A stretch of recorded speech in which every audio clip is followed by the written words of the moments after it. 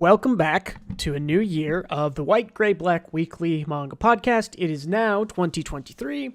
We took our little holiday Christmas New Year vacation, and we're back to talk about all the latest and greatest ongoing manga releases. My name is Bruce, owner and producer of the White, Gray, Black YouTube channel. With me again this week is Gautam. What's up, people? My partner in weekly manga crime. Keep in mind, major discussions, we'll be talking spoilers. Spoiler stuff here would be Tomo-Chan, though there's not much to spoil there, to be honest, and Tank Chair, which is on Chapter 3. So, other than that, we won't spoil too much in our other talk about anime adaptations. How was your Christmas and New Year's? How was your holidays, Gautam? You know what? It was pretty chill. I didn't go crazy or do anything too huge. I just degenerately grinded TFT. So honestly, perfect. That sounds miserable, but perfect. How about you? Good to hear. Yeah, just family for Christmas and then friends for New Year's, which both were fun, and then doing some house shopping in the area for renting a house with some friends. So nice. Hopefully we get that confirmed in the next day or two, and then I can start thinking about moving, having more space, stuff like that. So yeah. Nice. Well, let's pop into the news. News is a little slow at the end of the year. Some sales numbers. Blue Lock was the most sold manga in December. Grand total, 2.25 million copies sold of Blue Lock in the month of December. Obviously, this is the World Cup doing some work and the anime at the same time. Mm-hmm. So, yeah, pretty big numbers there. You'll see Blue Lock. Yeah. I don't know where these numbers all come from. Have you consumed any of Blue Lock? Have you watched read it or the watched first episode, and I thought this looks fun, and I don't think I would like it very much. I felt the same way about Haikyuu, but it turns out that sports anime just get me hype. So yeah, I love Haikyuu, but Haikyuu seems, and this is me passing very quick judgment on something that I have barely consumed. Haikyuu struck me immediately as more character forward than Blue Lock does. Got it. Not necessarily like interest. I mean, Blue Lock clearly is more cartoony, right? More over the top. Over the top characters are fun, but Haikyuu is great because the characters develop and are deep, and everybody's great, and the competition is interesting, and it's hype. So. Yeah, I don't know. I gotta check it out because sports anime, like I either love it or I get bored instantly and drop it. Yeah, I mean, even when I tried to read Eyeshield 21, which is I love supposed to be very good, it didn't grab me super fast, at least not at the start. Now again, maybe it takes some time to get going, but difficult. Not into a whole lot of sports. I'm trying to think. Haikyuu might be the only sports thing that I've consumed really.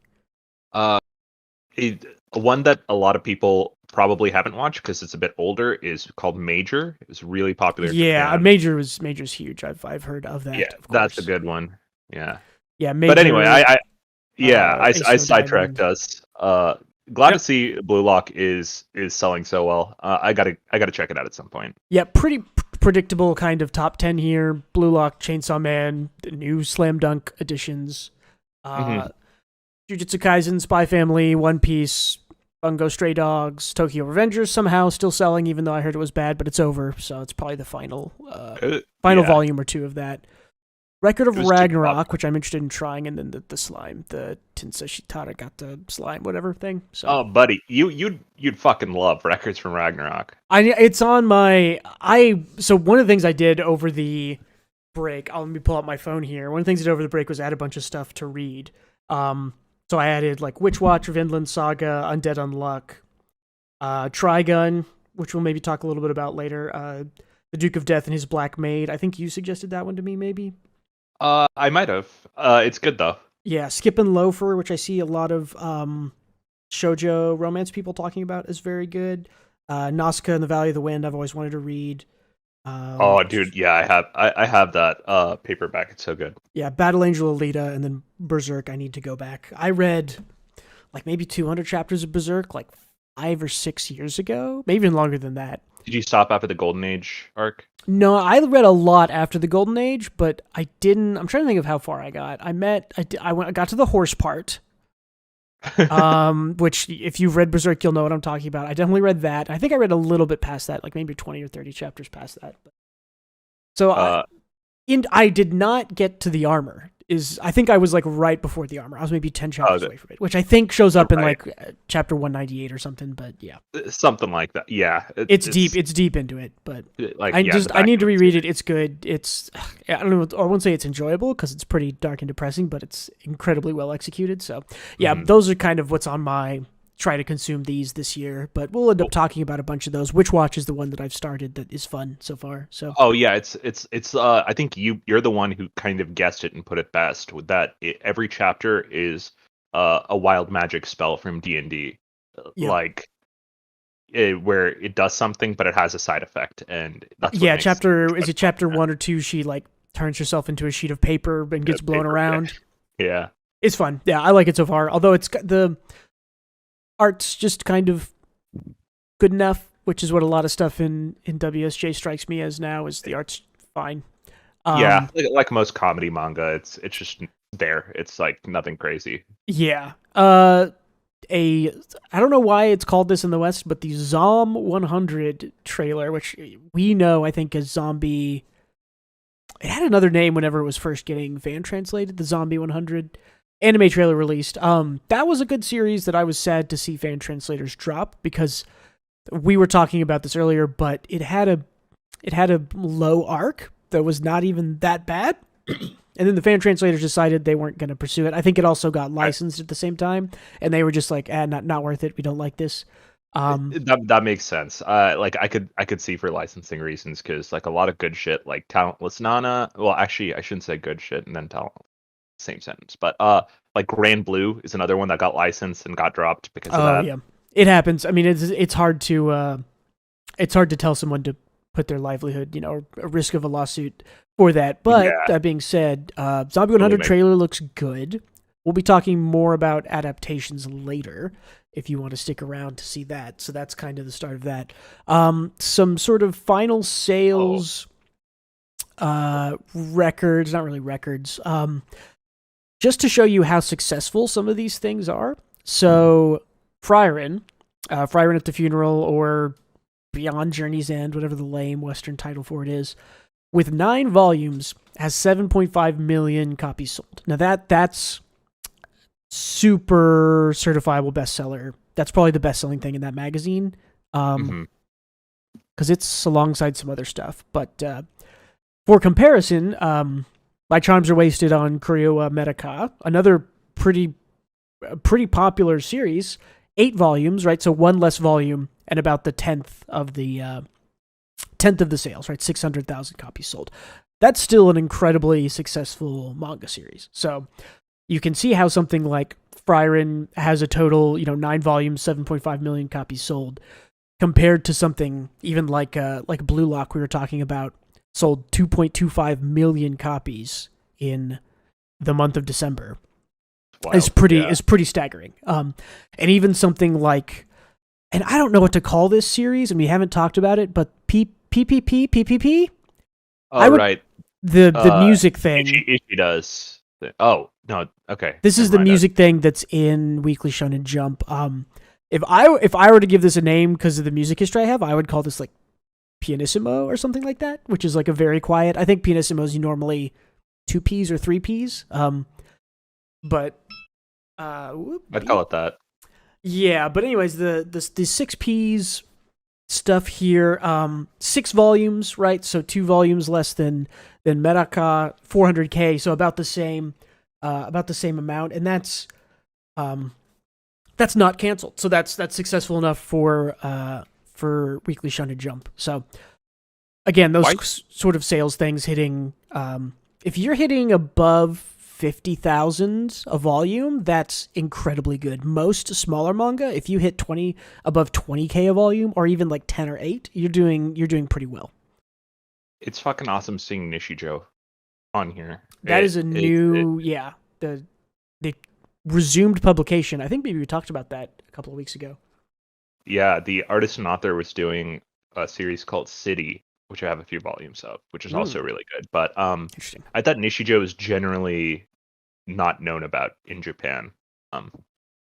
Yeah, I don't know how true that is. I think we will talk about Nichijou coming up in our adaptation discussion because one of the points I left on there is how KyoAni, who animated the anime for Nichijou, is the prime studio to turn good to middling manga into amazing anime. So yeah, but just a little bit of sales comparisons there to frame those things.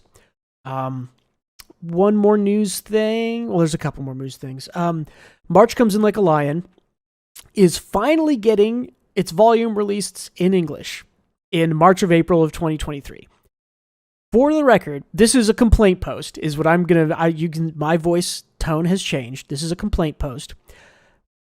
This manga started in 2007. 16 years later, we are getting Volume 1 in English. The anime only came out 7 years ago. Only 7, I say, which is 7 is a long time. This series has always been incredibly well regarded. Had decent sales when I think it was new and popular in 2016 when the anime was getting adapted. And the Western publishers have only just now got it, and it's going to sell worse now that it is not at the height of its popularity. It probably will. And even then, it's a subject matter that I don't think generally sells amazingly regardless. It'll get like whatever NHK got when it was in the US, that kind of sales. Yeah, it might be better than that. It's hard to tell because the anime was incredibly popular. I mean, it was a lot of people's like anime of the year 2016. I'm pretty sure it was probably my anime of the year 2016. I don't know what else. It always felt like, okay, and I think I saw like a metric on this or something, but it always felt like your favorite author's favorite anime kind of a thing. Right? I mean? Yeah, I think that's how I've talked about it in the past. Is that I think it's the ending cards for the anime were all drawn by like incredibly popular or famous mangaka. Like there was an ending card by Arakawa, who does Full Metal Alchemist, and yeah, there was like one from Ishida who does Tokyo Ghoul. Like there were a ton. Yeah, it's definitely the kind of thing that's very much like this is exact. You said it exactly. It's your favorite mangaka's favorite manga. Yeah. So we'll see. That was mostly just to complain about how Western publishers are an absolute failure for most Western fans, and how if they weren't, we would have been getting this in 2008, 2009 maybe would have gotten actually adapted, but realistically, this should have hit probably in 2017, maybe a year after the anime hit. People would have still been talking about the anime. Exactly what I was going to say. I want to say was around there. So again, 7 years late, right? A year or two later, understandable. 7 years, no excuse. I think that I think the problem here is they're gonna look at the sales for this, and they're gonna say, "Wow, March Comes Like a Lion. Everyone told us we should get this, and we tried really hard, and we paid a bunch of money for it, and it's not selling. This is a failure. We're never buying anything like this again, and we're gonna miss out on stuff like." I'm trying to think of other stuff like March Comes Like a Lion. I mean, like Boys Abyss. Maybe I could compare it to. They're both kind of very depression heavy. Maybe some like Witch Hat Atelier. Only thing it reminds me of is really NHK, because that's also depression heavy. But... Welcome to the NHK. Yeah, is a good one. But yeah, anyways, so yeah, screw the Western publishers. It does really feel like money being left on the table because of how much manga is blown up. Like borderline bigger than comic books in the West at this point for the younger generation of people. I think I'd have to see sales figures to make that claim, but I wouldn't doubt that it's rapidly closing the distance, if there even is any distance. So right, yeah, I think the younger generation has really shifted to manga and anime. Yeah, and I think we can have a conversation on why manga is often more appealing than Western comics, but let's save that one for later. That's I was about to say that's a full bonus episode, most likely. Yeah. Next little point: the Bocchi the Rock author at Comiket. So Comiket was last week, I believe, maybe a week and a half ago. Very end of the year.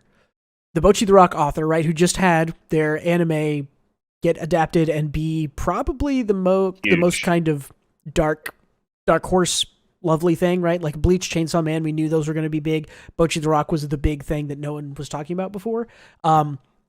They moved their little stand setup, right? Because at Comiket, authors will have a little section they rent out. They'll have their volumes stacked up, and they'll sign them and sell them to you for, $5, $10, whatever, or they'll give them out for free a lot of times.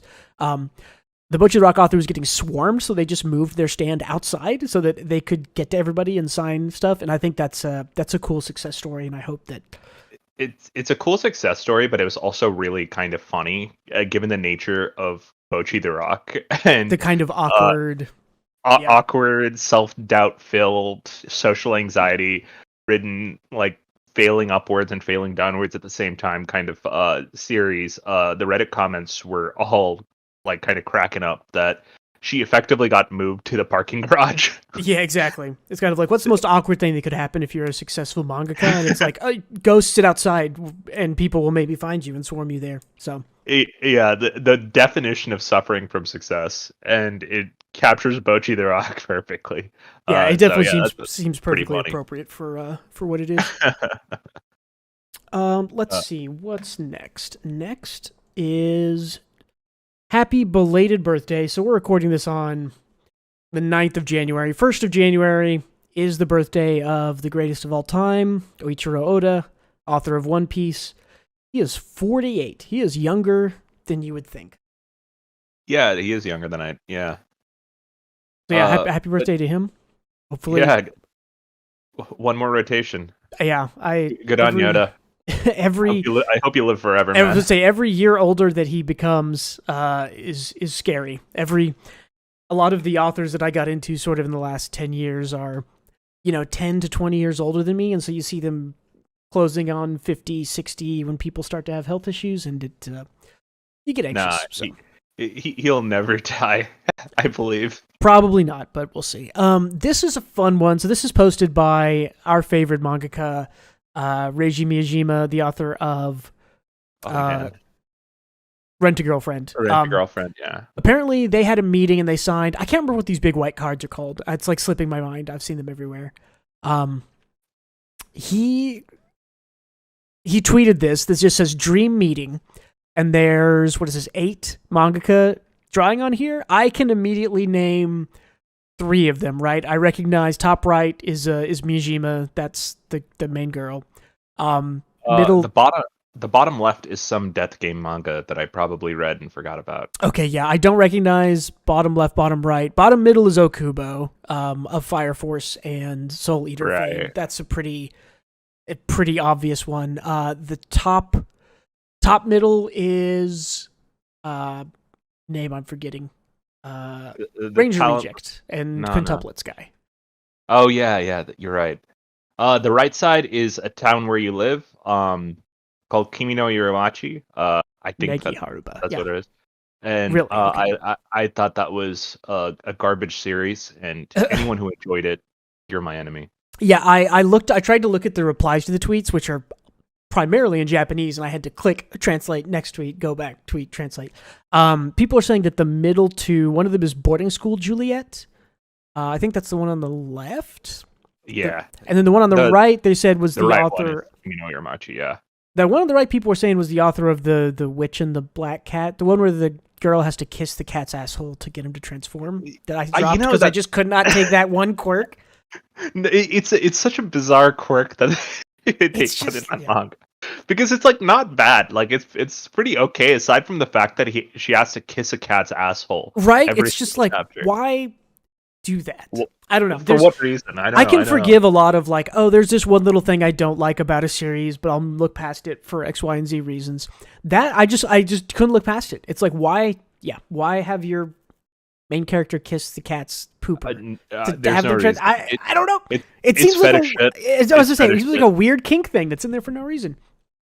Anyways, I thought it was cool that all these mid to large size mangaka got to meet up. Miyajima might actually be the most popular one here, although Okubo's the Fire Force guy. I think Miyajima might have outsold Fire Force. Actually, Quintessential Quintuplets also sold like hotcakes. That might be the best seller on here. It's hard to tell. It's either quintessential quintuplets, Rent a Girlfriend, or Soul Eater. Fire Force might have outsold Soul Eater by now. I don't think so. Soul Eater was big at a time. Yeah, I have to look it up. I'm not going to read about it. It just has to finish the anime, which is why I say that. Yeah, but true. The Fire Force kid looks a lot like Black Star. I'm just now putting that together. Shinra, yeah. I mean, Okubo has a really, really cool and identifiable style. So yeah, it's going to bother me that I can't remember this Death Game manga in the bottom left. I looked at this and I was like, man, I've seen this before, but I don't know what it is. Also, he looks like a ripoff from that alien from Assassination Classroom. Well, I was thinking it looks like Dragon Quest. The little slime looks like the Dragon Quest. It kind of does. Yeah, yeah. I'm pretty sure this is not Toriyama, who's the Dragon Quest. No, it's not. Guy, yeah, but I'm absolutely sure. Yeah.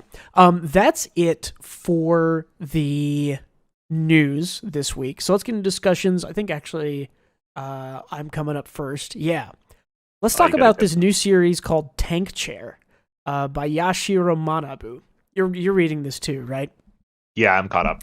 This is some wild shit. I like it so far. It is pretty fun. Simple premise basically is that there is a girl whose older brother was the best assassin ever, and something happened to him. I don't think we know exactly what. Something happened to him, and he was paralyzed and put in a wheelchair, and his brain is essentially brain dead in the hospital. But one thing to note is he got paralyzed saving her somehow. That's right. Yeah. Yeah. But whenever he is threatened with I can't remember what they call it I have a picture of it. Killing intent? Yeah, like the intent of death or whatever. His brain activates and he sort of goes into hyper killer mode again and he can function. So, really interesting series. This reminds me most of Dorohedoro. It has that same kind of grimy, dark, like almost cyberpunky kind of feel to everything. Very grunge, punk influenced visuals, character designs, things like that. But hyper violent. You're completely right with that comparison. That's what it reminds me of too. Also, Mad Max and yep. Shit, like one other thing that I'm forgetting. Dredd. Judge Dredd. Good. That's a good call. It's very Judge Dredd. It's very Dark Knight Rises. What was that author? The Western. Oh shit! Yeah, Frank Miller. Frank Miller. Yes, that's perfect. Yes, this. Just looking at this page now, I didn't even think of that. I used to read a ton of Frank Miller in high school when I was edgy. Sin City I thought Sin City was amazing. It's fine. It's okay. It's very Sin City-esque, I would say. But it's fun. How are you feeling about it so far? Oh, I love it. I like that it like a lot of things, it doesn't take itself super seriously. It feels like, just like those comparisons we made, it feels just like that. It establishes its world to kind of a minimum degree, but it doesn't really need to go into super deep world building. It's just fun ass fights with this dude in a wheelchair that's like a hybrid, like transforming wheelchair. It's fucking sick. And he apparently has blade version, fist version. It's like Sin City, Dorohedoro, but more fun. I tried to read Dorohedoro. I got maybe 20 or 30 chapters in. It didn't super grab me. The anime also was not great CGI, in my opinion. We'll talk about that more in adaptations maybe. But yeah, this one I really like so far. It's fun. It's simple. It's easy. It's interesting, kind of dark aesthetic. And I like this. I think this newest chapter with the two other assassins from where he learned to be an assassin. This was the best chapter yet because it's showing like cool side characters and whatnot. Yeah, expanding the world, expanding what's going on. I agree that it does seem to definitely just be getting better so far. So. So I have high hopes for this as long as it doesn't get canned. I can't really see something like this selling super well in Japan. But who knows? Yeah, but I hope it does. Yeah, this definitely could be one of those things that even if it doesn't sell super well, I want to say this is online published.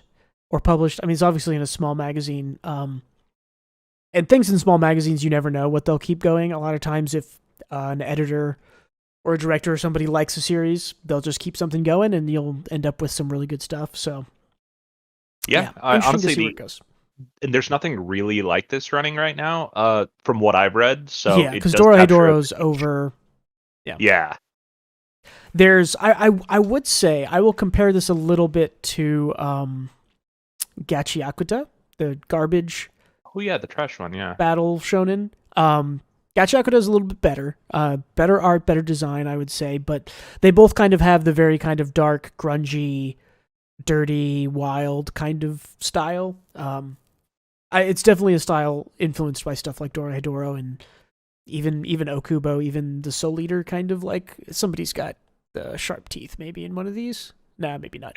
But yeah, and the art's actually like good for what it is. Like the couch like panel, the couch spread, I thought was really good. Yeah, composition here is really great. I really like this. So yeah, it's good. We'll look forward to it. Anything else to say about Tank Chair, which is a great name for it? That is a great name. No, just looking forward to more. It'll be good. Absolutely. All right, so then you're bringing. Yeah, mine's easy. It's not new. It has a new anime, but we'll transition at the end into the adaptation discussion because I think this is Tomo-Chan is a good place to start. Shout out to Fukai 20, who has been in charge of the resurgence of Tomo-Chan's popularity. The whole run dropped day by day, like years ago, and our manga. Yeah, this stopped getting published in, I want to say, like 2020, 2019, something like that. Reddit user Fukai20, she has been coloring all the chapters. Well, this is not how it normally looks. This is an anime panel thing, but anyway, it's sweet, it's cute, it's fun, has good characters. It's legitimately funny, which is sometimes the hardest part of a rom-com is to make actual jokes. I grabbed this one because this is one of my favorite chapters. Oh, I love it. Yeah, that's so funny.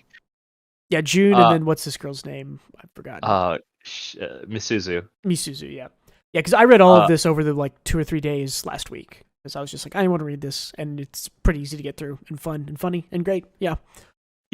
So it's a fun series. It drops I would say it drops a page at a time, but it's completed. So feel free to go through and marathon it. Shouldn't take you too long, and it's a good read. This is Tomo-Chan as a girl, or Japanese Tomo-Chan wa Onanako? Which is by Fumita Yanagida. And yeah, this is technically this is a 4-koma manga, which I think dropped online originally. That sounds about right. Originally online, I think it moved into a magazine after a year or two when people were because it got so popular, which happens fairly often actually the last couple of years. We've had a lot of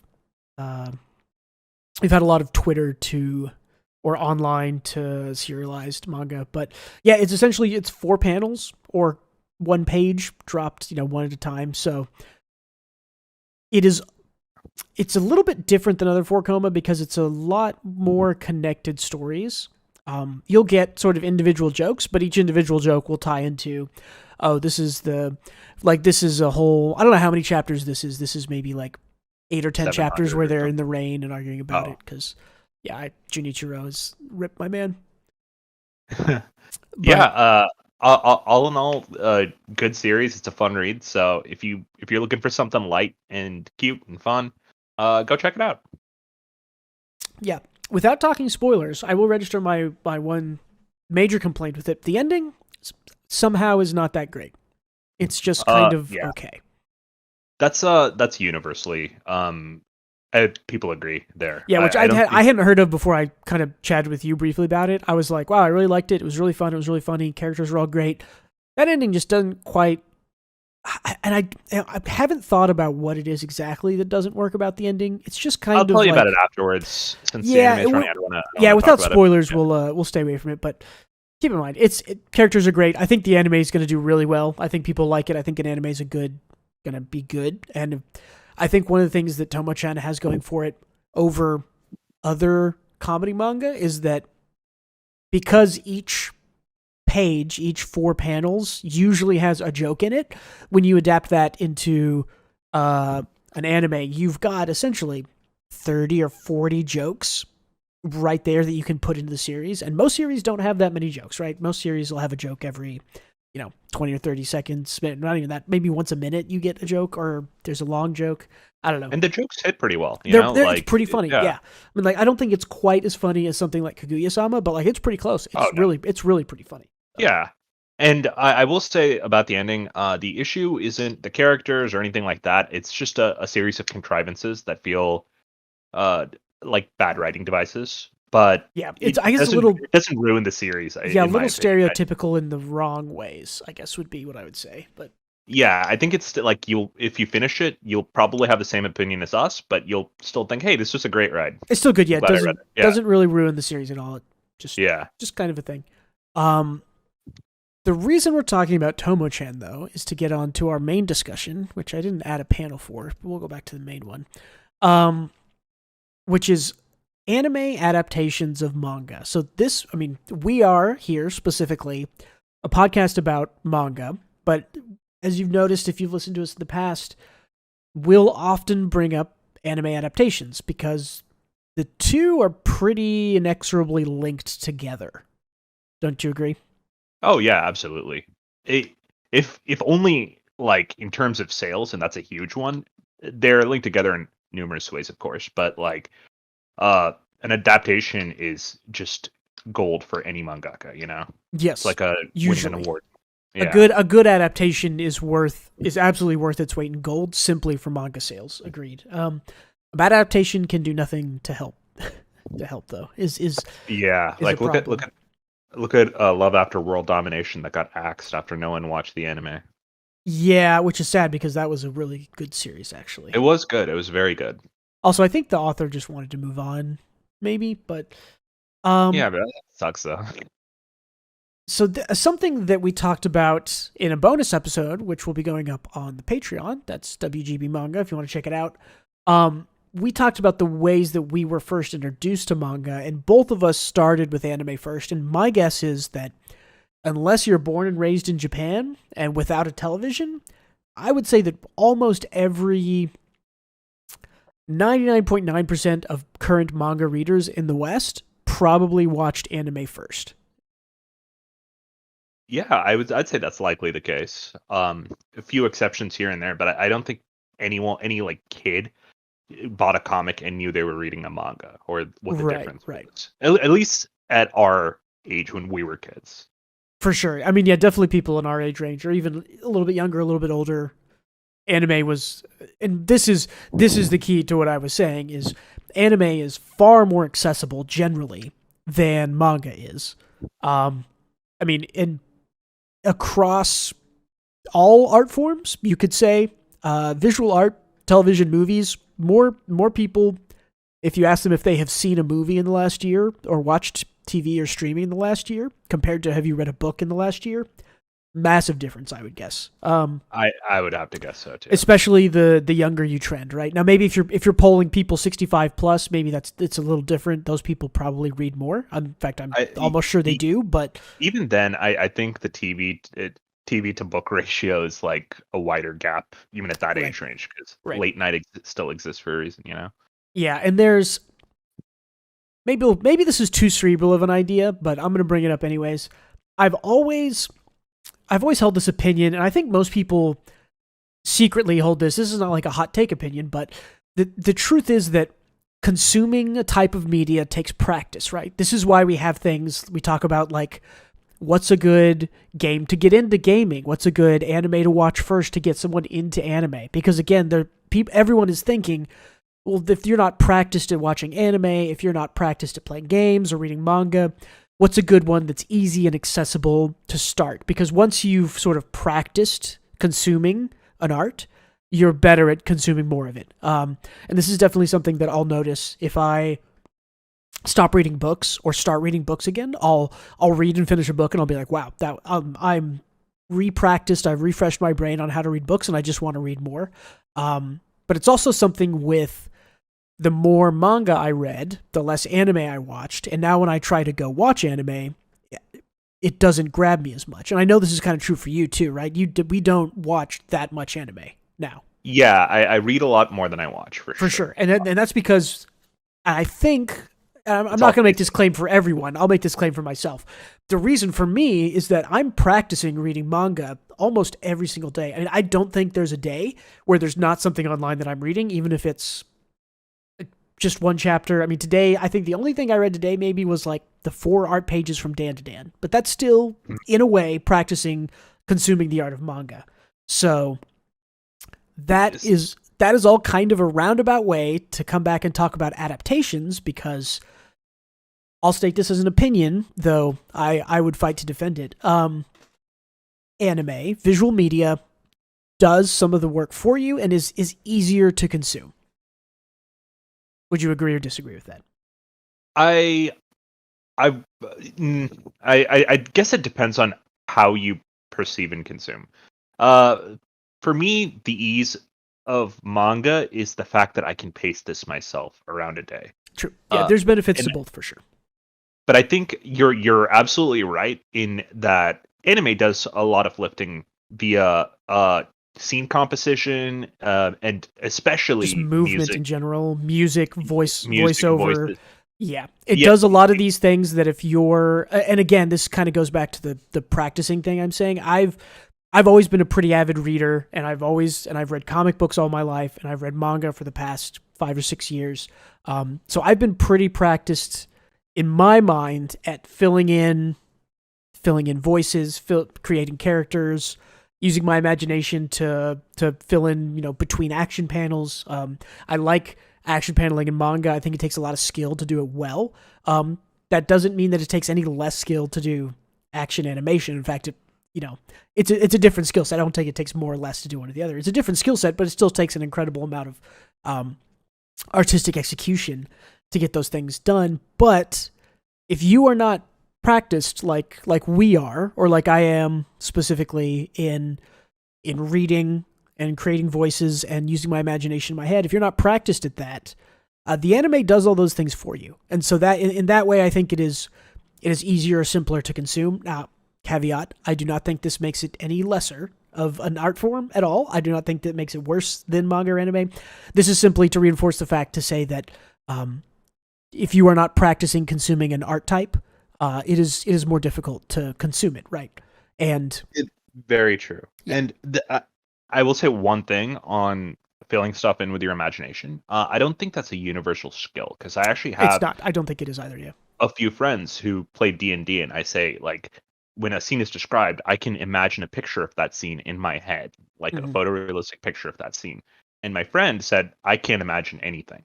I just know what the description of it is. And not being able to form a picture in your mind, that's not a universal thing that people can do, surprisingly. Yeah, I've read something like 15 to 25% of the population doesn't like.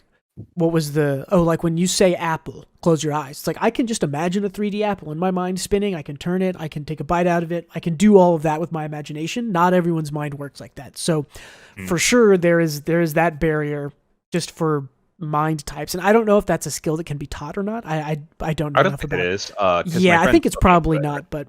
not, but those people function normally. I don't know what the norm. I assume normality is what I am, of course, which is wrong. But But I like think the I majority of think people can imagine in their minds. So we'll assume that's normality. If normal people can imagine apples and the people that can't, yeah, visual medium allows people to consume things that they, I mean, generally just couldn't consume. Right? mhm. Books. If someone reads a book and it doesn't describe a scene fully, I'm usually okay with that. One of Yeah, my favorite you can fill in the authors, gaps. yeah, one of my favorite authors, Brandon Sanderson, one of the complaints you hear about him a lot is like, oh, his prose is so boring and simple and it's just very workman. And I like that because that allows my imagination to sort of run free. And, if he's only very basically describing a scene, it doesn't matter. My mind is creative and practiced enough to fill in all those things. And so the really simple prose I like. I generally don't like hyper descriptive prose because that shuts down my imagination, right? If someone is describing, this is Dickens Like does this, Tolkien. right?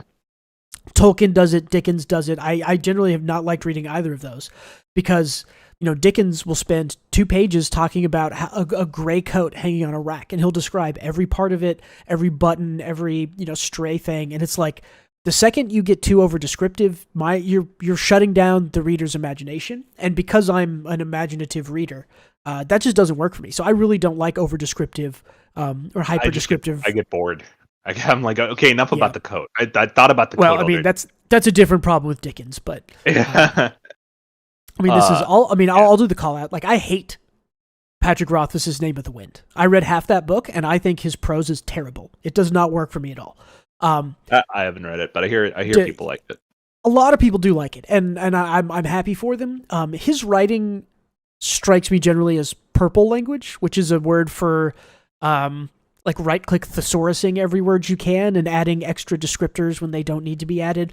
But he's also kind of one of these hyper descriptors often, where he's not just wearing a gray coat; he's wearing a tattered smoke-colored waist petticoat with blah blah blah, and he'll go on and use all these descriptive words. And like I was saying, that just shuts it down. So yeah, tying all of that back. Anime to anime adaptations. I think the reason anime generally is more accessible and popular to the general population is that, like I said, reading is a less practiced consuming art style, and anime is close enough to cartoons that almost all of us grew up with, and even live action movies, animated movies. Anyone who's seen something else presented to them on screen has essentially practiced consuming a visual screen media like anime. So again, you're sort of getting practice watching anime when you watch cartoons growing up, or even live action movies, live action TV shows. They're very close and very similar in style. Now I think there's still something to be said about, consuming anime or consuming an HBO drama. Those things still do take their own kind of individual practice, but the fact that you've kind of been introduced to it and been practicing watching cartoons on a screen since you were probably 3 years old, all the way, through, maybe you stopped watching it at 13 or 12 because, you're dead inside and your child was killed when you hit teenage years. Oh, man. Even then, I would say, right, you still have 10 years of practice watching cartoons. And so when anime comes up, you go, oh, yeah, I've practiced watching this. I can get back into this. I understand how to consume this media. It makes sense to me. While I think it's a little bit more restrictive. Like we said, the imagination, reading is just less popular. That sort of imaginative brain that I wouldn't say you need it for manga, but it probably makes manga more enjoyable for people like us. Yeah, I think so. Like you said, having a different voice in your mind for every character, that kind of thing. Having like small quality of life, imagination boosts like that, really does help the reading experience. But yeah, I also think that since a lot of us have watched anime first before reading manga, we kind of know what people will sound like in our heads. It gives a base reference point. Yeah, for sure. There are some. Let's talk about. You're going to talk about Frankie. You're exactly right. Yeah, I'm going to talk about my voice of the Frankie in my mind is Johnny Bravo, because Frankie from One Piece, and Frankie does not sound like Johnny Bravo in the Japanese dub. So he's nasally and high. He's one of the voices I do not like. This is I think an issue with why manga readers like you and me watch less anime, because we develop our voices in our head, the way things should look, and when something is good and we say, wow, that was really good, it's hard for someone else's version of it to match what's in our mind when your imagination is good enough to create something really good in your mind. Yeah, but what it does though, right, is I read, for example, let's use Full Metal Alchemist. I read Full Metal Alchemist before I watched all of it. One of maybe 6 people who did that, but yeah, I know it's kind of interesting. But the adaptations are so fucking good that those are the voices I have for the characters in retrospect. Yeah, for sure. Like it overwrites what my imagination had for those characters, yeah, and this is probably the same for like maybe some people who like read Lord of the Rings and then watch the movies. It's like those characters are kind of so good and so iconic that it's like, can you see Aragorn as like a 60-year-old dude instead of Viggo Mortensen? It's difficult just because those are such good versions. So talking about some recent adaptations. Tomo-Chan is a recent one. Nagatoro got adapted. Chainsaw Man. We saw new Bleach. We're seeing Nier, which is a video game, get adapted into anime. This one I've heard some mixed things on. I think it's a little bit more difficult to go from 3D. I saw it. It was good. I get why you heard mixed things because it had some scuffed CG, but everything else was good. I'm dying. Don't worry about me. Yeah, I'd heard the flight suit CG was not great, but but everything else was fine. So I have high hopes. And I won't get derailed on Nier because it's one of my favorite games of all time. But yeah, we'll see. We'll see how they do it because they can't do some of the endings outside of a video game. So I'm just curious. But either way, what would you say? What would you say is something you preferred as an anime adaptation over? Yeah, good question. I would say there's very few things, and the things that I'm going to name, you're going to go, well, obviously, because it's Full Metal Alchemist Brotherhood. Wait, let me guess one. Sure. You're going to say K-On! K-On! is vastly superior. Almost anything involving music. I tried to watch a little bit of Beck and read Beck. It works. That's better as an anime with the rock music. What else we got here? I wrote down a couple. Attack on Titan and Full Metal Alchemist, I think, would be the two big ones, and that's, like I said, those are the kind of like obvious answers. I'll go back to Yu Yu Hakusho, the dub. So fucking good. But I will, and I completely agree on FMA. I think everyone has read FMA and no one has. Sorry, everyone has watched FMA and no one has read FMA. Arako is a genius. The manga is amazing. Yeah, it's great. Her paneling is still so good. But there's a scene in Brotherhood where Ed opens the gate of truth and sees his brother Al's body, and in the anime, the music and the voice acting in that scene literally give me chills. Every single, like, even imagining it gives me chills because, like, the impact worked so perfectly, which because the manga, of course, doesn't have voice acting or music, but everything about that scene in the anime was just so fucking perfect that man, I can't talk highly enough about it. I would say in general, most manga where they are really good, but the sort of limiting factor of them would be the art. That's where I think animes really. Those are the kinds of things that anime should be looking for. Attack on Titan is a big one, right? Like, the art in Attack on Titan is rough. The paneling is good. The design is generally good. But again, like, Isayama started, and he's like, by the end of Attack on Titan, he is a much, much improved artist. The start of Attack on Titan is rough. He's not very good for the first 60 or so chapters, I would say. But the anime, right? Wit Studio killed it from the get-go. Arden, that is great from episode 1. So that and FMA is kind of the same way. I love Arakawa. I think visually her designs are great. I think her paneling is so good. But pacing is also very good. Yeah. And pacing is great. I mean, Arakawa is like, she's literally the best. I have almost nothing bad to say with her. I will say the execution of her art is the worst part about everything she's done. And that's not to say that it's bad. It's fine. Simplistic. It's simplistic. It's fine. It serves a purpose. But when you bring in, who did FMA? Bones or Madhouse? Oh shit. It's Bones or Madhouse. I'll Google it. I am completely forgetting. It's either Bones or Madhouse. I don't think it's Madhouse. Bones. Yeah, it was Bones. Okay. Bones animating that just kills it. It all looks so good.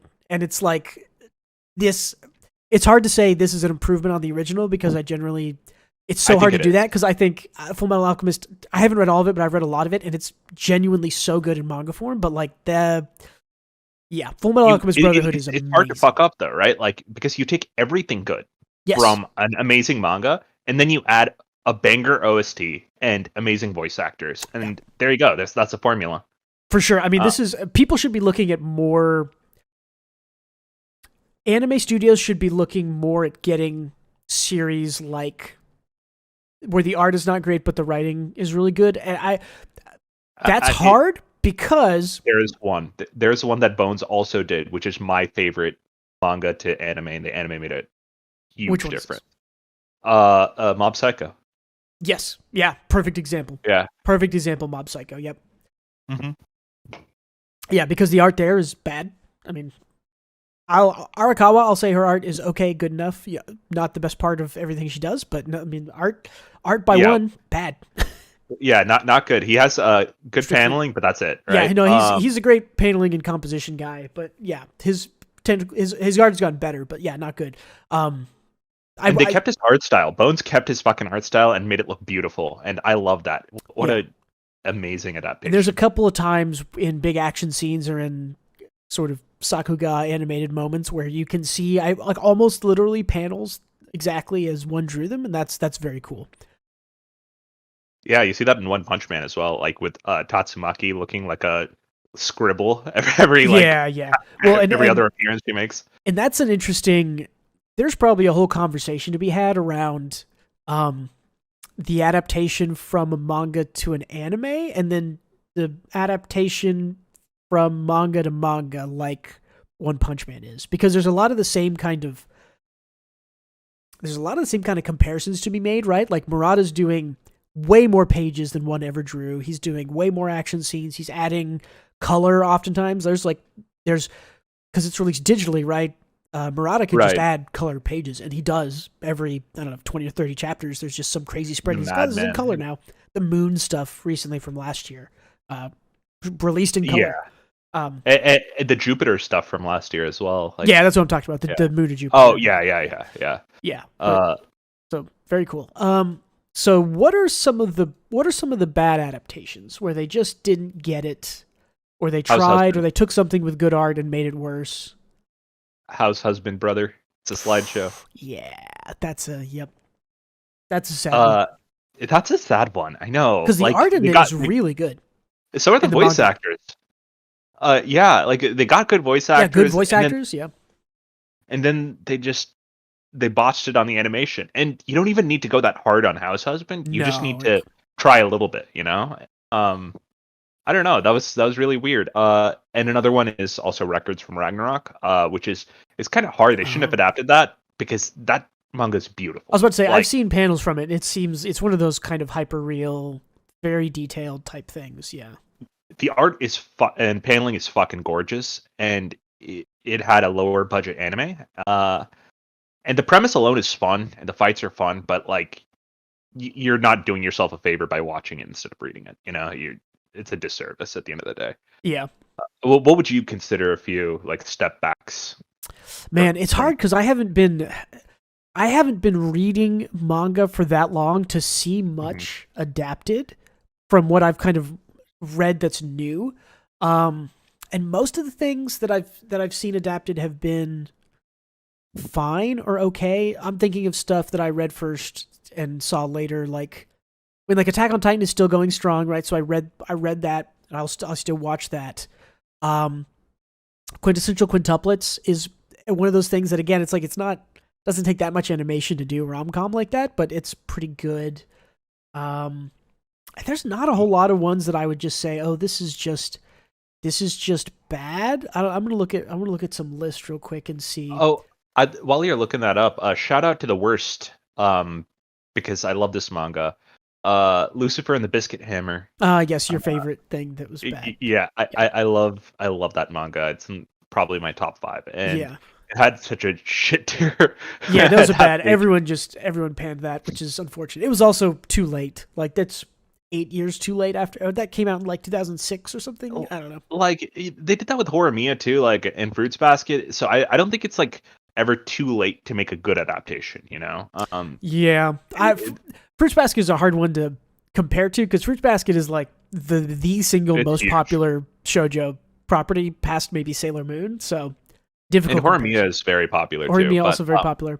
They just cut stuff out in that one, right? Which again, like we were talking about, it's really easy. I haven't really read it.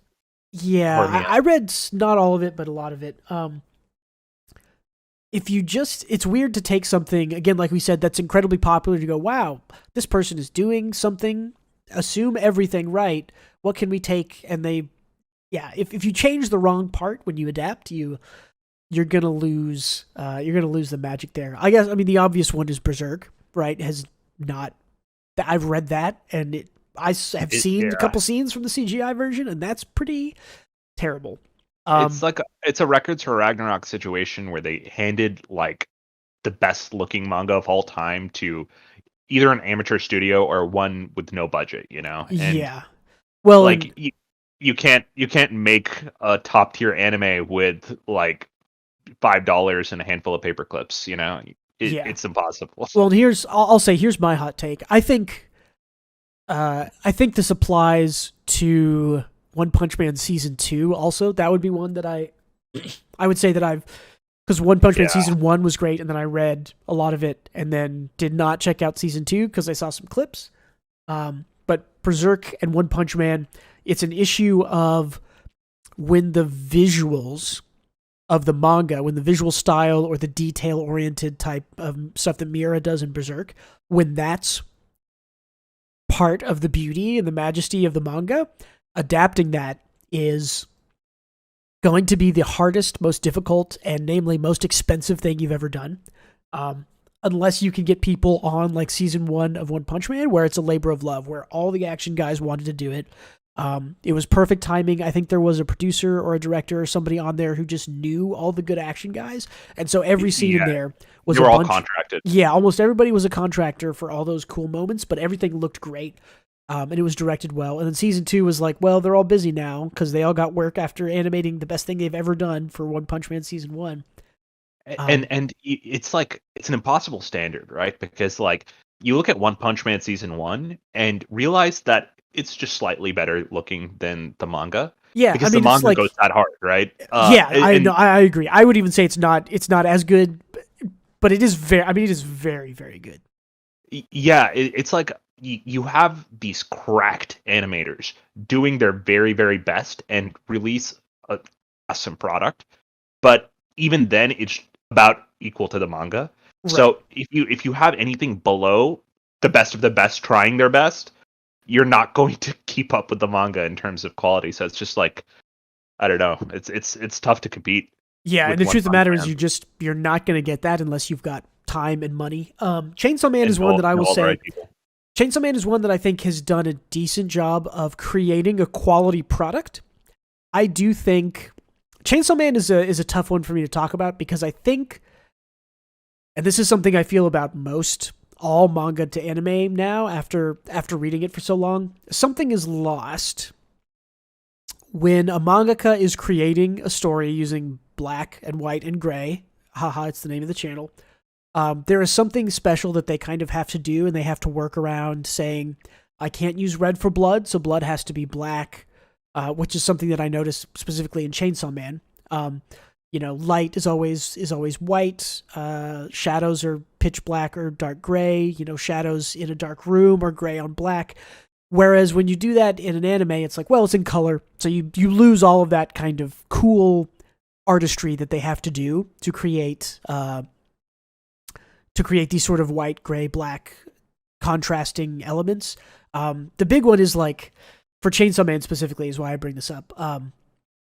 Fujimoto's really, really good in the manga at making things like blood be like really black, and his characters get really dirty and messy in fights and really messed up using grays and and more than just blacks and grays, just general art style. He makes his characters get really messed up and messy. And then when you watch it in the anime, it's like, well, they don't get as messy because it's hard. It's hard to animate a moving character with lots of mess on them, right? And keep that mess consistent. So they generally just stick with colors, right? If somebody's covered in blood in Chainsaw Man, they're covered in black, usually. It's almost always pitch black is how blood looks in Chainsaw Man. And then in the anime, it's like, well, it's bright red. And so it's like, there's a different feeling there. In my opinion, I think something is lost. Others would just argue it's different. I think there's something to be said about the original ideas and product of the person being superior as the sort of original intent art form. Those words make sense together in my head, but I get what you're saying. It also like impacts the tone a little bit, right? Like I get a different. It does for sure. Get a different vibe if you will, like reading Chainsaw Man versus watching Chainsaw Man. Absolutely. They're both different things, and I love both. But I know exactly what you mean. Yeah, it's uh, Fujimoto drawing and writing this. It clearly feels a little different, and I can't really parse and place why, but I know exactly what you mean. Yeah, so it's very I mean, I'm again, because we're primarily manga readers, we're kind of on I'm on the manga side of the manga's almost always better, but there, like we talked about, there's definitely times where a a middling product or a product with visual issues has been raised up. I will say I think that virtually everything Kyoto Animation has adapted has been improved by what they've done. They also choose really weird niche unpopular stuff. So it's not hard to make that better sometimes. Like K-On! Is an example, right? K-On! Manga's fine. It's cute. It's kind of funny sometimes. I've read some of it. Is not anywhere near as good as the anime. Same thing with Maid Dragon. Maid Dragon is a weird manga series to read, and the anime is great. And I keep talking about music. I think music really helps a lot of these scenes. Yeah, especially something like K-On! And yeah. Yeah, it's K-On! About music. But I was actually thinking of Dragon Maid when I was saying that. Is like there are a lot of these like small, meaningful, not even melancholy scenes. They're just like meaningful slice of life moments that are accentuated by the music. Whereas if I read that chapter, it might feel like, okay, that was cool. Next one, you know. I don't know how to like. There's a scene in Dragon Maid season 1 where Fafnir was talking about how humans are hit or miss, and he likes his little roommate, his little weeb roommate a lot. Like he's one of the hits, and I'm like, reading that scene is just like a sweet moment. I thought it was really touching how they animated it, and I think that's how well music kind of manipulates the audience's kind of view of what's happening in a scene. Yeah, I could talk about yeah, music being manipulative, and there's God. What was I watching?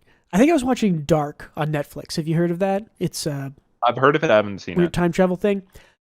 It was around the time. This was maybe 3 or 4 years ago. Every single scene where they wanted you to feel sad, they didn't even let you try to experience the scene before they came in with the sad music. Poor use of music to try to like emotionally manipulate you and say, hey, you're supposed to be feeling this in this scene. Here's the type of music you're used to hearing. I hate that. But you're right that if it's used correctly, and generally it's hard to misuse it, I would say. There's only a couple of examples I can think of, but if the writing doesn't carry any heft, music won't save that. But that's true. Music can enhance literally any scene, and I think that's what's special about anime adaptations a lot of the time is when you mentioned earlier that anime does a lot of work for the audience, music is one of those tools that helps set the tone and mood of a scene way better. Like it accentuates good writing in a crazy way, like a awesome little multiplier. Yeah, to be a little bit of a contrarian, that also eliminates the person of discovering their own feelings about a scene. For instance, if you're reading it and you say, if you're reading it, you come across, I'm trying to think of what a good example here is. Let's say the Nina stuff in Full Metal Alchemist, right?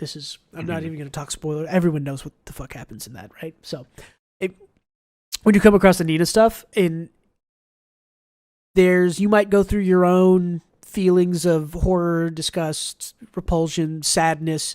Some people might primarily feel sadness, and then in the anime, the music they play there might be more of a suspenseful horror, you're supposed to be scared type thing. That changes, right? That changes the way that you feel when you hear that music. So again, this is just sort of one of those manga versus anime things that is a reason that I prefer manga, but you're right that having the right music in the moment it definitely improves it. I mean, you can't. There's no comparison with something like K-On! Well, but I think the FMA does it well. But there's I totally get you. Like if this is like a complex scene in Monster or something like that, right? Yeah, exactly. Where you're supposed to feel like 5 different things. The music director picking one type of vibe for a song might not reflect what everyone feels when reading a scene. Right, and it's probably a bad example to pick Full Metal Alchemist and the Nina scene. I don't know what music plays there, but Just as an example, if you're playing something horrifying when They play yakety sax. It's fucking wild. exactly. I couldn't believe that happened. I mean, it's exactly the same thing, though, right? You've seen people just change the background music to a scene, and it changes everything, right? So, yeah, music is incredibly emotionally manipulative for better or worse. Any other really good adaptations you can think of? Aside from the ones I mentioned, Punch Man Mob Psycho, any really good ones? There's one that I know because I read a little bit of it recently. That's Land of the Lustrous, Hoseki no Kuni. Did you ever watch? Right. This is no, the I haven't anime. watched or read it. The anime for this is beautiful, gorgeous. This is the first major work by Studio Orange, who went on to do Beastars and is doing Trigun Stampede, which first episode came out yesterday, 2 days ago.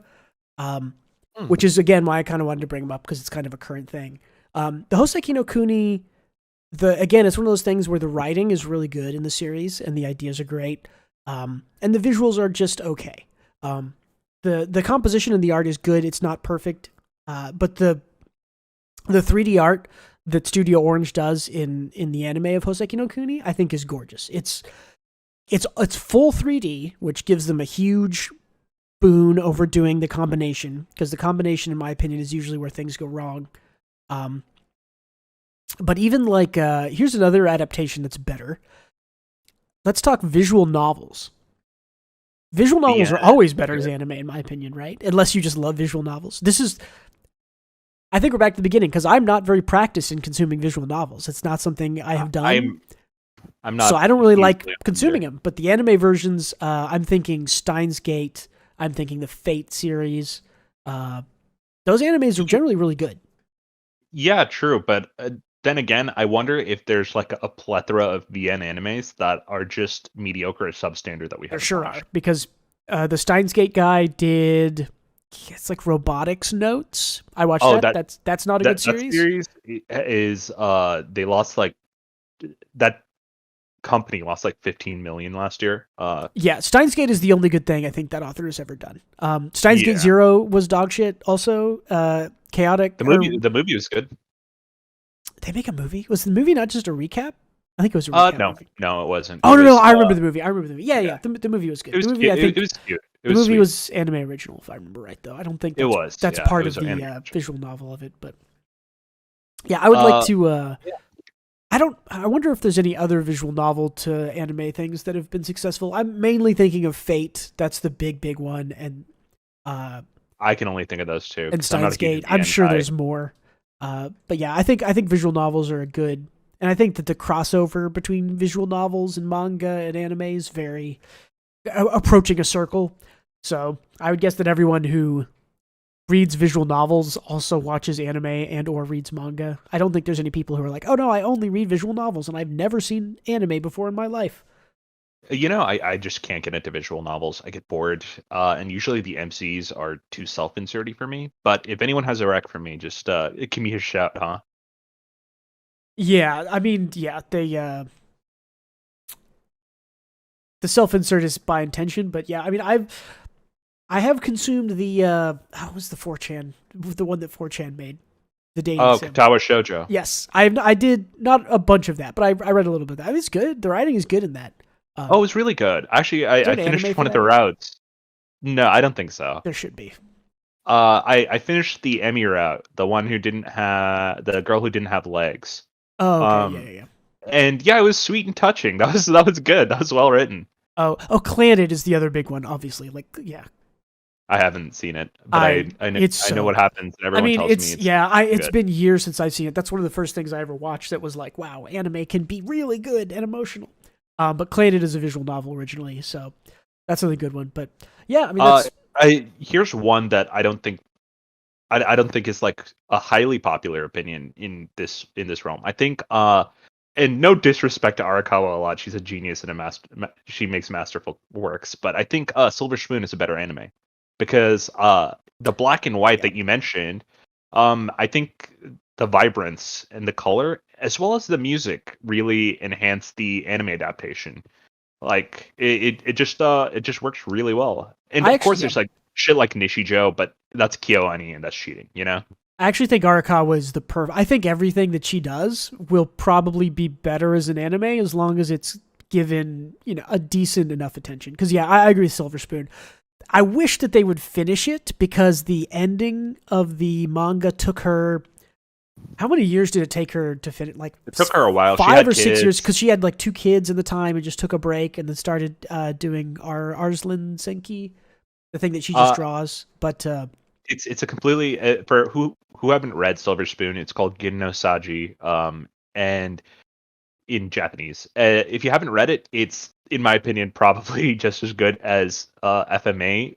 But it's I would even maybe say it's better written, better characters. It's her love letter. She grew up, she grew up in the country in Hokkaido, and so this is all about sort of like why farming and animals and plants and growing food and these and the people that do all of those jobs and do those things, like why those people are so important and why they're good. And I will say that synopsis and any synopsis I would give you as well does not make it sound interesting. Doesn't do it justice, yeah. Because I wasn't interested in any of that shit either. It's just very, very good and fun.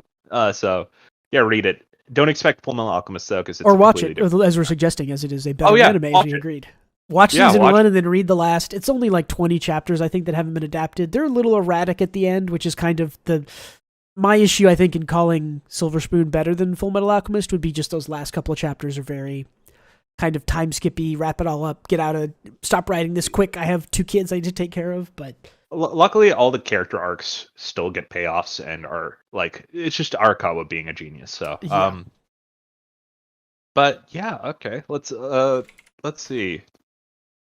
Do we got anything else for anime adaptations that you wanted to talk about? I don't think so. I mean, I think we covered everything. We covered the good stuff, the bad stuff, the gold standards, the idea of practicing consuming media and how that matters, which I think is a big part of it. So, then let's give. What do you think is an upcoming anime? Our final thing on this topic. Okay, hold on, What's an upcoming Google one list real quick that you think will be good? That you think will be the best? The best adaptation, or the best? Let's call it like a hit. Like. Yeah, hit among the audience. I'm looking. See, I haven't read Undead Unluck. I think that has a chance to be pretty big. Solo Leveling. If Solo Leveling gets a good, here, I'll put this up on the screen. If Solo Leveling gets a good animation on it, that's going to slay, because the start of Solo Leveling is easily the best part. I don't believe. I don't know. Normally, it's going to be very hard. I have, yeah. And rest in peace to that author. He did such a good, or artist, sorry. The artist is crazy good in Solo Leveling. He did such a good job, RIP, that I don't think the anime can, I don't know, do it right. I'll be interested to see if the final season, part 3, episode 6. Wait, let's exclude part 3 since season 2. Well, I want to mention it real quick because the ending is the part that a lot of people don't like, and this should be the ending of the series. I'm curious to see if they change the ending and if people like it more. If they do, that's kind of that power and adaptation and improving the product. We'll see. Chain Soldier. I like this a lot. I also like this a lot because of the art, and I don't. This is Mato Seihei no Slave, which is an ecchi thing. That, I've talked about it, but Undead Unluck could be good. I'm gonna give it to Delicious in Dungeon or Freiren. That's Trigger. Yeah, we're coming up on it. Yeah, Freiren definitely has. I mean, I think Freiren is going to be popular no matter what because one, I don't think it's hard to animate. It's very low key. So it doesn't really matter. Which one of us is saying it wrong? Freiren or Freiren? Freiren. It's probably Freiren if it's German, right? We can just say. I have no idea. Freiren. This says it is Freiren. You know what? Let's not look it up and just both pretend we're right. Yeah, for sure. Oh, Tear Moon's getting an anime. Neat. That's really good, by the way. Tear Moon Empire? I've not heard of this. Yeah, it's fucking great. Oh, here's one. This'll be the Hokkaido gals are super adorable. This'll be the waifu series of the year, probably. It starts strong. It falls off later on, from what I've read. I don't know, 60 or 70 chapters of it. It starts really strong, and the girls are cute, and they've got big tracts of land. So, Tonikawa, Phoenix. Scroll up real quick. I saw something. My Clueless First Friend is a cute manga. Okay, I haven't seen that. Scroll up. I think Tear Moon is one that people should keep an eye out for because the manga is really good. Yeah, I've not heard of Tear Moon Empire, so I'm curious. Yeah, it's a manga about failing upwards, and it's really funny. Oh, this is I've read a little bit of this one, right? Dangerous in My Heart. That's why is it so familiar? What is that in Japanese? Oh no, I can't type. You'll recognize this. Yeah. It's one of the best rom-coms currently running. Because I'm not caught up on this, but I read 20 or 30 chapters. This is good. It's cute.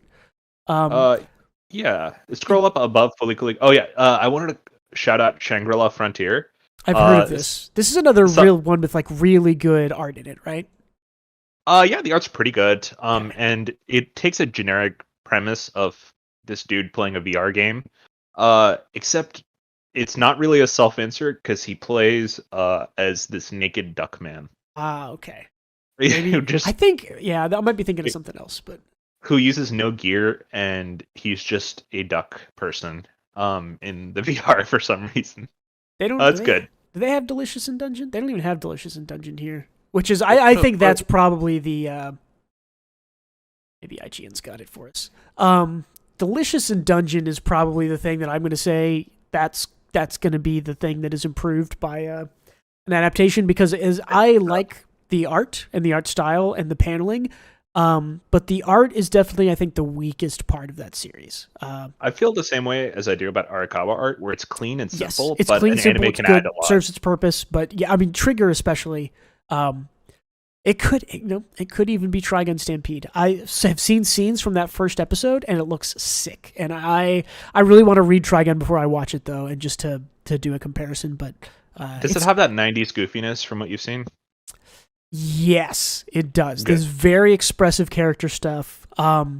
It's a different. I don't know if it's a new original story or a different story or what, but from what I've seen, it is very good. Here we go. 2023 in anime. Let's see. More Gridman. Nut. Television series. Tomo-Chan. I think Tomo-Chan's going to be really popular this season. Oh, Ice Blade, whatever is here. That's such a mediocre manga. I'm surprised it got an invitation. Endo and Kobayashi will be good, by the way. What is Endo and Kobayashi? I've heard of that, but I don't. It's two color commentators talking about a VN they're playing. Okay, yeah. It's a Cinder villainess. I got it. Understand. Well, it's two like real life color commentators commenting over her life. Okay, that actually does sound. Hear the commentary. Yeah. This is going to be another waifu thing that people are talking about. My life as Inukai-san's dog. It sounds degenerate. Yeah. It's a dude gets transformed into the hottest girl in class's dog and gets to look up her skirt and shit. That's pretty much what it is. Yeah, Misada Toro season 2. It beats the cat asshole thing, so I'll give it credit. Yeah, does it? Kubo Won't Let Me Be Invisible is running in Shonen Jump, and it's really cute and sweet. Yeah, I need to read that one. I need to add that. Vinland Saga season 2. I saw a lot of people talking about that on Twitter. I think that airs tomorrow. Yeah, tomorrow. Trying to go quick because there's a lot of stuff. Dr. Stone, I guess. New World in April. Hell's Paradise. This is by the guy who's did. His new thing got canceled last year in WSJ, but I've heard this is good. I need to read this also. More Birdie Wing. People raved about Birdie Wing. Did you? I'm sure you didn't watch it. I don't even. This is the Golf Girls series. Yeah. More Demon Slayer. That'll be the talk. More Demon Slayer will be all over my Twitter timeline, and I'll try to hide it. Kuma Bear. More Konosuba. You did not see this. I forgot that. Yeah, this is Konosuba season 2. Bro, nice. Yeah, that might be actually the thing I'm looking forward to the most now. Probably. the shitty Oshinoko, of course. I forgot about that, and that's going to be big. Doga Kobo did a great job on Kaguya, so this is Oshinoko. I think that one's probably going to be the hitter. That's going to be the breakout. That's the one that's going to be in contention anime of the year for probably every list, I would guess. I would bet, yeah. Because this is going to get to the sort of first of all, the first episode they've announced I think is 80 minutes long, and it's just chapter 1. And then after that, you're going to have 4 or 5 more episodes, and there's another massive twist, and then it's going to get even deeper. Even if they just do 12 episodes. Yeah, this Oshinoko is probably going to be this is my anime of the year before the anime airs. So Mashal is also releasing. Mashal is coming this year, yeah. Harry Potter is still huge, so I see it pulling people. That could definitely be good. Zom 100 looks good. And I bet that they don't adapt up to the bad arc, right? I bet they adapt all the stuff. Maybe they might end the season with the bad arc. We'll have to see. That's a good title. Bucket List of the Dead? Okay, I like that. Yeah, I wish it had just been Zombie 100, but yeah. Bucket List of the Dead is perfect. Yeah. Original net. So yeah, that's what we have just through July because they announce stuff so close to what it is, but yeah, some good stuff this year. Some stuff made from good manga at least. Yeah. Definitely looking forward to it. Cool. Let's go ahead and finish up to do one more thing. My one more thing is frustration this week, and that's I have been shopping for computer parts. I got a motherboard, a nice motherboard. I got an M.2 drive for Christmas. So I'm starting a new computer build. My computer's about to hit 5 years old, so it's about the time to do it. And GPUs are bullshit. Yep. Are they so hard to get, or are they just overpriced? They're just overpriced. So for reference, 5 years ago, the 20 series I think had just come out of the NVIDIA cards, right? I think the 2070, 2080 had maybe just launched 5 years ago. I got a 1070 Ti, so a last gen mid-range card for $350. If I want to get the last gen mid-range card, which at this time would be a 3070 or a 3070 Ti, a 3070 Ti new. Let me guess. Go for it. 700. Yeah, 600 to 700 for a 3070 Ti. 3070 retails at 540 or more, 520 maybe or more. So, but I mean, that's like a 50% increase, right? Like a 40% increase on the price from 5 years ago. That is a console. I'm also looking at like used eBay cards, and like a used 3070 still almost $500. A used 3070 Ti is over $500. A 3080, right, which retails at right at $700, used $550 to $600. It's like it's been used for 3 years or 2 years, 3080, and I'm getting $100 off, which is nothing. Incredibly frustrating because this is the powerhouse behind everything. All the other parts are cheap. RAM, I got 32 gigs of RAM for $80. I got a 1 terabyte M.2 drive for $80. Processors even are CPUs are pretty generally affordable. I can get an i7 or an i9 for $300 to $400, which is really good price. Luckily, I'm still maxing most shit. 2080 Super is lasting me. Yeah, 2080 Super that's a 2080 Ti, which is an upper end card for sure. Yeah. I'm thinking my big thing is that I want to use the computer for 5 years or so, and I want to future proof it, which means that I really want ray tracing on a basic card, which is only on the 30 series plus. So we'll see. I'm hoping the prices keep dropping. I would love to be able to get a 3070 or a 3070 Ti for $350 to $400 again. I don't know if that's going to be possible, but we'll see. I've been looking for EVGA stuff, even though they stopped making cards because they have good repairs and returns and stuff. Yeah, makes sense. Cool. And yeah, on my end, I have been. Oh my god, what's that? This is a picture I grabbed. I was like, I need goofy fake Mon in the guy. Picture. Yeah, this middle guy is so bad. He's so funny looking. The top right is also just Charmeleon's tail on an ice guy. Who knows? Yeah, that's really funny looking. I've been playing Pokemon Romhacks. If you have been disappointed in Pokemon games like I have, Romhacks are so fucking fun, especially if you like doing Nuzlocke modes and any of that.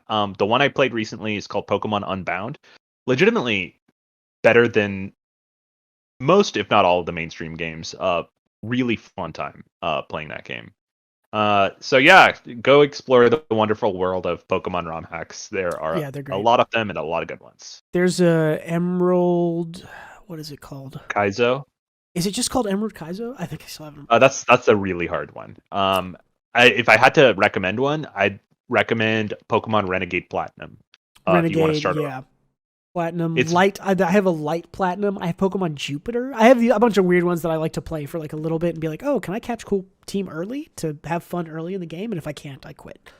yeah, everyone should try Unbound. I think it's just the only issue with it is that it's so much better than all the Pokemon games and ROM hacks available that you're like starting with the best one and it's only downhill from there. You know I'll what have I to check mean? it out because I'm always looking at lists of like what's the best Pokemon like ROM hack version, and it's every list is completely different because there's so many of these.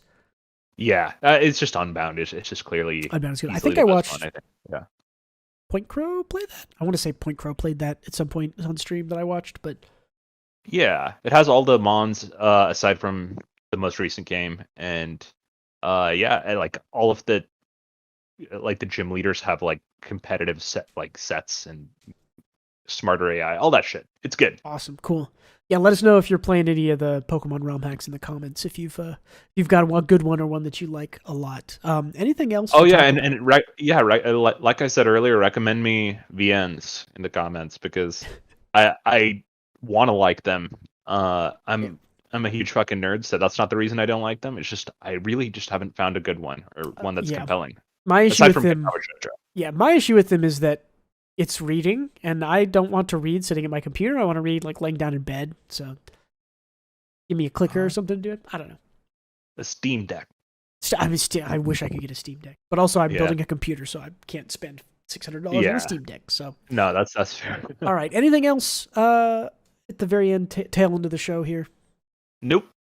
Cool. No, sorry. Well, thank you for listening or watching. If you're listening and you want to watch us, we are live on the White Gray Black YouTube channel every Monday night. VODs are usually up the next day on the podcast channel, which is called WGB Weekly Manga Podcast. That's the name of the podcast. And the podcast is in audio format now, where most/all podcasts are found. Specifically, we are on Apple Podcasts and Spotify. The YouTube site, like I was saying, WGB Weekly Manga Review. If you would like to support me and Gautam and the channel, check out my Patreon. That's patreon.com/WGBmanga, where you can hear more freeform discussions. There should be this month, going up at the end of the month, our first bonus Patreon episode. So get in there. It does not require a lot of money. I think it's like a minimum $2, and you can get in. You can give anywhere upwards from that per month. But even just $2 will get you those bonus episodes starting once a month. Yeah, and I might start doing some different edits with some copyrighted music that I can post to Patreon, because there's a lot of editing I'd like to do to copyrighted music that I just can't put on YouTube, even though it looks and sounds way better. So keep an eye out for that on the Patreon. Check me out on Twitter if you want. That's at WGB Manga. And as always, thank you so much for being with us, and sayonara. See you later. Don't forget to read more manga. Adios.